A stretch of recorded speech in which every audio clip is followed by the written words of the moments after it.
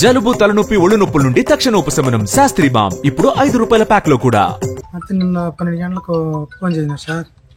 12 గంటలకు ఫోన్ చేసి ఈ మాటతో మీరు వద్దరాజులేనని అడిగినారు, కార్తీక్ వాళ్ళ నాయన అడిగినారు. కానీ ఆయన రాంగ్ నెంబర్ అనేసి నేను ఎవరు అటంటే మళ్ళీ ఈ మాటతో కార్తీక్ వాళ్ళ నాయన అటంటే అమ్మ అని చెప్పి మిలిటరీ అన్నాక అవునటంటే సరే మీ అబ్బాయికి బుల్లెట్ పోయింది, కొంచెం సీరియస్గా ఉన్నాడు, హాస్పిటల్లో ఉన్నాడు అని అన్నారు. సరే నేను మళ్ళీ కొంచెం చెప్తా ఎట్ సార్ నేను అడిగితే ఏం చెప్పాలి కట్ చేసా. మళ్ళీ కొంచెం చెప్తాలి 3 గంటలకు కూర్చుందని చేసినాడు సార్.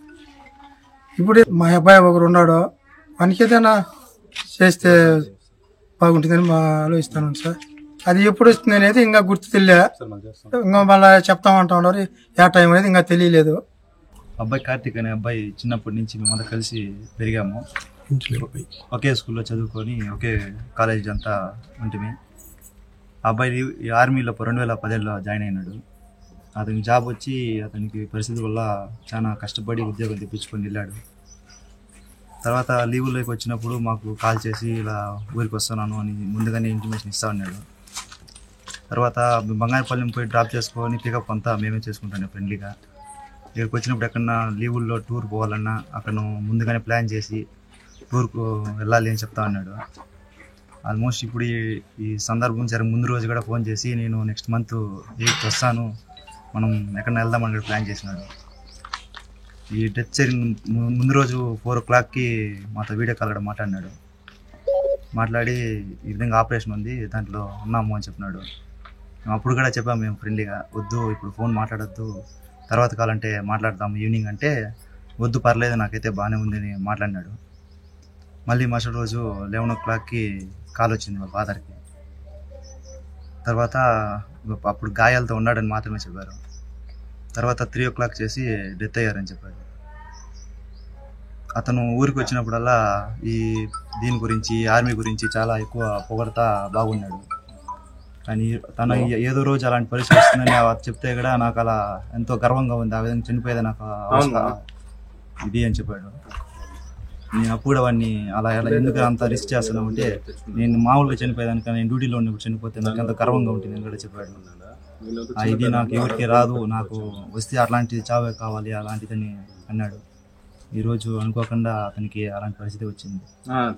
ఇది మాకు చాలా బాధాకరంగా ఉంది.